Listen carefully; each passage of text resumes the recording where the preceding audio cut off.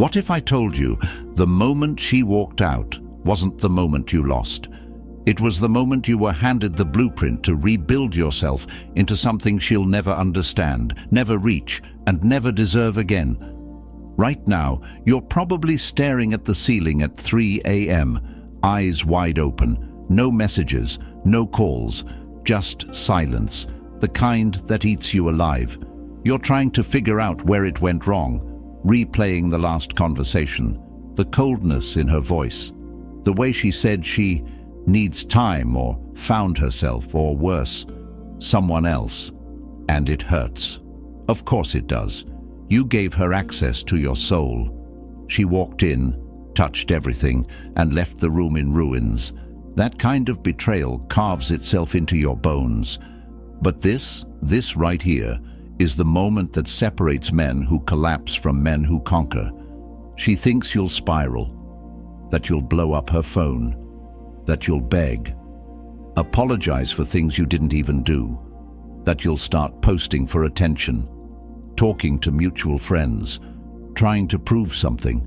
She thinks you'll crack under the weight of rejection. She expects weakness. But let me ask you something. Why not be what she never saw coming? Why not go dark, not as a game, but as a statement? Why not let her feel what it's like to lose access to your presence, your energy, your consistency? That's the currency she took for granted. Now you cut the supply, not out of spite, but because you finally realize your power was never in her hands. It was always in your control. You just forgot. You see, the Stoics didn't teach men to suppress pain. They taught us to transform it. Marcus Aurelius, Epictetus, Seneca, they didn't run from heartbreak. They stared it in the face and said, "Good. Another test, another fire to walk through," because pain is the raw material of power, and heartbreak, it's a forge. Most men run. But you're going to let it shape you. You're not here to win her back. You're here to never need her again. That version of you, the one who would have dropped everything for her, sacrificed sleep, dreams, purpose, that man is gone. You're not chasing closure. You're building discipline, detachment, emotional control. You're rewiring yourself so deeply that when she finally checks your profile, when she finally calls just to check in, she won't recognize the man you've become. And that's the point. She doesn't regret losing you yet, because she hasn't seen what you become after you lose her. Welcome to Stoic Blessing. This is the path of the unbreakable, the silent, the focused, the man who walks through fire and comes out colder, calmer, and more powerful than ever before. This isn't heartbreak. This is rebirth. You're not a victim of what happened. You're the architect of what comes next. If you're done playing the fool, if you're ready to burn the old version of yourself and rise from the ashes, hit that like button. Subscribe, turn on notifications, and comment below. I rise from the fire. Number 1, pain is your beginning. Pain isn't the enemy. Pain is the door, and right now, you're standing in front of it. She slammed it shut behind her, but what she didn't realize is, pain is where real men are born. The moment she left, everything inside you cracked, and that's good. That's necessary, because the only way to rebuild is to break. The Stoics didn't shy away from suffering. They leaned into it. They saw it as the raw material of growth. Fire doesn't destroy steel, it hardens it. And right now, that heartbreak you're carrying, that's the fire. Don't waste your suffering. Let it become the reason you level up. Let it be the spark that wakes you up at 5 a.m., the reason you train harder, focus deeper, cut out the noise, and rebuild a life that doesn't revolve around anyone's validation. Because here's what dark psychology knows that most men don't. When you transform pain into power, people feel it. They see it in your silence. They notice it in your absence. They hear it in your voice, even when you say nothing. She thought the pain would ruin you, but it's about to become your foundation. This is where your new identity begins, not in comfort, not in revenge, but in pure, calculated self-discipline. You're not who you were. You're who you decide to become, because of what she did, not in spite of it. Let the pain teach you. Let it fuel you. Let it kill the old version of you, and never resurrect him again. If you're done letting heartbreak define you, if you're ready to use the pain to rise, hit that like button. Subscribe, turn on notifications, and comment below. I build myself from the fire. Number 2, she expected you to chase. She expected the text, the I miss you, the apology for things you didn't even do. She thought you'd collapse under the silence and go crawling back. Because that's what she's seen before, from other men. That's the cycle. Break up, regret, chase, and maybe she gives you a little breadcrumb of hope. But you're not built for breadcrumbs anymore. You're building a feast for yourself. The moment you don't chase is the moment she starts questioning everything. Why hasn't he reached out? Is he over it? Is he seeing someone else? That silence isn't passive, it's pressure. It flips the dynamic. You were the one feeling powerless. Now she's the one spiraling in uncertainty. That's the power of detachment. That's what the Stoics mastered, being unmoved. They taught that desire is the root of suffering, and when you let go of the need for someone to come back, you stop suffering. Dark Psychology 101. Unpredictability triggers attraction. Predictable men chase. Strong men disappear. You become the mystery, the ghost in the back of her mind. And when she finally checks to see what you're doing, she won't find desperation. She'll find discipline. She'll see a man unbothered, focused, elevated. And the worst part for her, she'll realize your life actually got better without her. You don't chase what walks away. You become the man they regret walking away from. Not by playing games, but by refusing to play the one she expected. That's not cruelty, that's control, and in control, you find peace. If you're done chasing what broke you, if you're ready to become what they can't ignore, hit that like button. Subscribe, turn on notifications, and comment below. My silence is power. Number 3, emotional control is the ultimate flex. She wanted a reaction. That's the part you don't see right away. She didn't just want to leave. You were supposed to break, blow up her phone, get angry, cry, lose your mind. That would have made her feel powerful, because the more control she had over your emotions, the more important she felt. But when you didn't react, when you kept your cool, went silent, focused inward, that's when things shifted. That's when the power snapped back to your side. Stoicism is the art of owning yourself. Every emotion you let run wild, that's a piece of yourself you're giving away. But when you master your response, when you sit with the chaos and say nothing, you become dangerous in a way most people can't understand. Not because you're cold, but because you've trained yourself to stay composed. Seneca said, "We suffer more in imagination than in reality." That means most of your pain. It comes from your reaction to the story, not the event itself. Dark psychology knows this too. Emotional control is dominance, not over others, but over yourself. When you stop reacting, you become unpredictable. And unpredictability breeds power.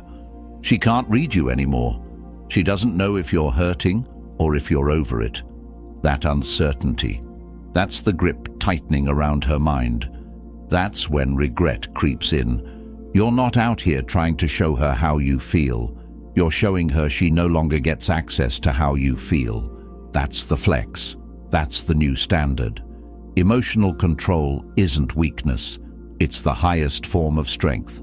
If you're done handing people your peace, if you're ready to own every reaction, hit that like button. Subscribe, turn on notifications, and comment below. I control what controls me. Number 4. Disappear to become desired. There's something powerful about a man who just vanishes. No drama, no goodbye text, no let's stay friends, just silence. You don't post, you don't check in, you stop orbiting around her life. And suddenly, she feels it. The absence, the void where your energy used to be. Because when you disappear, you remove her access to the thing she never thought she'd lose, your presence. Most men stay too close. They linger, they hope. They think staying in her life keeps the door open. Nope. It keeps you from healing, and it keeps her in control. The Stoics understood this well. Epictetus said, "If someone succeeds in provoking you, realize that your mind is complicit in the provocation. Your presence is a form of communication. And when you pull it back, you speak volumes without saying a word." Here's the dark truth. People often want what they can't reach. Scarcity creates value. And when she realizes you're actually gone, not just pretending, her mind starts to spiral. She'll check your stories, scroll through old messages. She might even reach out. But this isn't about playing hard to get. It's about becoming so focused on your own growth, she can't even find a version of you to latch onto. You disappear to rebuild, not to punish her, but to protect you. Your peace, your focus, your future. Let her wonder, let her imagine, let the silence do what words never could. If you're done being easy to reach, if you're ready to become the mystery she can't ignore, hit that like button, subscribe, turn on notifications, and comment below. My absence is power. Number 5. Silence is a weapon. Silence isn't emptiness, it's precision. And when used right, it cuts deeper than any insult ever could.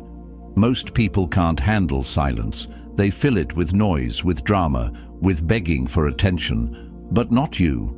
Your silence is intentional, calculated, deadly, because silence forces reflection. And when she's left alone with nothing but her thoughts, that's when your power starts to echo. You're not ignoring her, you're letting the silence speak for you. Every day you don't react, every hour you don't reach out, you're reminding her that your peace isn't up for negotiation anymore, that you no longer explain yourself, that her access was a privilege, not a right, and she gave it up. The Stoics practiced the art of restraint. They knew when to speak, but more importantly, they knew when not to. Marcus Aurelius wrote, "The best revenge is to be unlike him who performed the injury." You don't need to lash out. You don't need to argue. That's what she expects. Silence confuses. It haunts. It creates a space where she has to sit with the consequences of losing you. And here's the twist. Silence doesn't just make her think about you. It forces you to reconnect with yourself, to hear your own thoughts again, to rediscover your purpose without her in the equation. That's why silence is so lethal. It heals you, and it haunts her.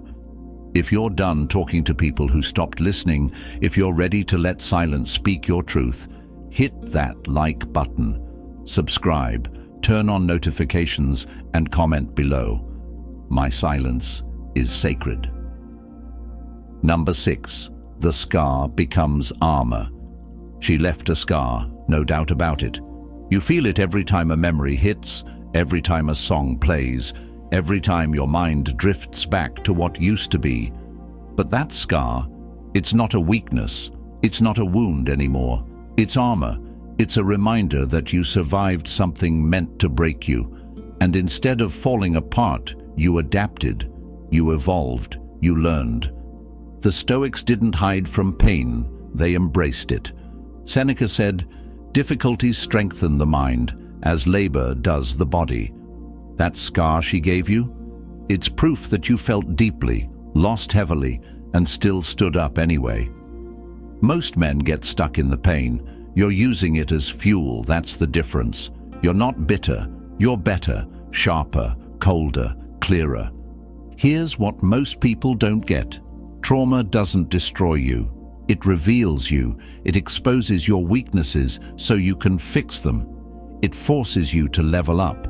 When you stop trying to cover the scar and start owning it, everything changes. You walk different. You speak different. You don't chase because you know exactly what you've already survived. That kind of confidence, unshakable.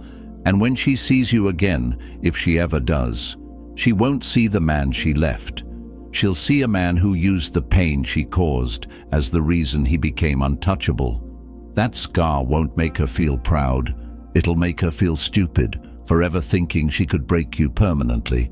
If you're done hiding the pain, if you're ready to turn your scars into strength, hit that like button. Subscribe, turn on notifications, and comment below. My scar is my strength. Number 7. Become the observer, not the victim. There's a moment in every man's journey where he has to decide, am I going to be the victim of this story or the observer of it? Most never make that choice consciously. They stay stuck, blaming, overanalyzing, letting their emotions drag them through hell on repeat. But not you. You're waking up. You're stepping outside the chaos. You're learning to observe, not absorb. She hurt you. Facts. But now it's on you. Because the pain already happened, you're suffering. That's optional. That's what the Stoics understood. Epictetus said, "We cannot choose our external circumstances, but we can always choose how we respond to them. So stop reliving what she did. Start watching how you respond. That's where the power is. That's where transformation happens. You start noticing patterns, how she played on your emotions, how you ignored the red flags, how you made excuses because of what you felt. But now you observe it all with detachment. No anger, no hate, just clarity. And clarity makes you lethal. Because once you stop reacting, she loses all control over your energy. You stop being her puppet. You become your own force. Dark psychology teaches this too. The moment you stop feeding emotion into a situation, you take the upper hand. You become the observer, quiet, calculated, unbothered. That's where she starts to feel it. The shift, the distance, the realization that you're no longer emotionally available because you've become logically untouchable. If you're done being a victim of your story, if you're ready to watch without reacting, hit that like button. Subscribe, turn on notifications, and comment below. I observe. I don't absorb. Number 8. Detachment attracts obsession. Here's the paradox no one teaches you. The moment you no longer need her is the moment she starts to need you. It's not magic, it's psychology. When you detach, truly detach, you stop sending signals of weakness. You stop radiating lack. You stop giving off the energy of a man who's waiting, hoping, suffering, and instead, you become a man on a mission, unavailable, focused, free.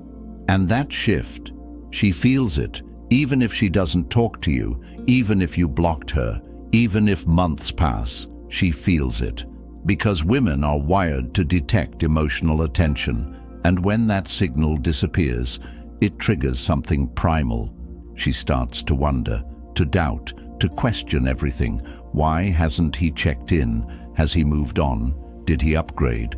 Was I wrong? Detachment turns you into a question mark, and nothing drives obsession like unanswered questions. The Stoics weren't about emotional numbness. They were about emotional control.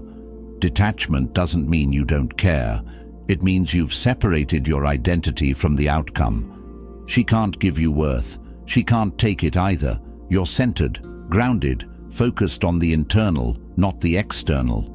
And that energy? That's magnetic. Because most people cling. You've become rare. And in rarity, you gain value. Not because you're playing games, but because you're actually done. You've moved your attention, your care, your power inward. If you're done chasing and ready to become the one they chase, hit that like button. Subscribe, turn on notifications, and comment below. Detachment is my superpower. Number 9. She will regret losing you. She doesn't regret it right away. That's what stings at first. She walks away calm, unbothered, like it was nothing. That smile, that silence, it cuts deep. But what she doesn't realize is that the man she left behind is not the man you're becoming. And regret doesn't hit when you're broken. It hits when you're better. And you will be. You see, regret is delayed pain. It creeps in slowly when the next guy doesn't measure up, when your name comes up and she feels a knot in her chest, when she sees your glow up, your discipline, your peace, and realizes she had you before the transformation, but she let you go, thought you'd crumble, thought you'd chase. Nope, you vanished, evolved, built a version of yourself that no longer even wants her back. The Stoics didn't live for revenge, they lived for elevation. Marcus Aurelius didn't obsess over enemies, he obsessed over excellence. And that's the key. You're not doing this to prove anything. You're doing this because you owe it to yourself to become the man she couldn't see, the man who doesn't beg, doesn't fold, doesn't flinch. And when she finally realizes what she lost, that's not your moment to gloat. That's your confirmation. You made it. Not because she regrets it, but because you don't. You didn't just survive her, you outgrew her. If you're done hoping she'll change her mind, if you're ready to become the man she'll never forget, hit that like button. Subscribe, turn on notifications, and comment below. I am her biggest regret. Number 10. You're not broken, you're reborn. This isn't the end of you, it's the beginning of a completely different version of you, sharper, calmer, more dangerous. When she left, it felt like your world collapsed. But now you realize it wasn't destruction, it was demolition. And there's a big difference. Demolition clears the ground so you can rebuild, so you can rise. And what's rising right now is a man forged in silence, focused through pain, and reborn through discipline. You're not the heartbroken guy anymore. That version of you, emotional, reactive, seeking validation, he's gone, burned away. What's left is someone who doesn't flinch when things fall apart, someone who doesn't beg for love, someone who doesn't need closure because his peace comes from within. That's what Stoicism creates, a man who doesn't just survive the storm, he is the storm. Marcus Aurelius said, "What stands in the way becomes the way." And this heartbreak, it became the path. It forced you to wake up, to train harder, to read more, to speak less, to build habits she never inspired, because this time you're not doing it for someone else. You're doing it for you. You didn't break, you shed your skin, you evolved. And now, when people see you, they'll sense it. The energy, the presence, the strength, and she'll recognize none of it, because the man she left behind doesn't exist anymore. If you're done living in the past, if you're ready to walk forward fully reborn, hit that like button.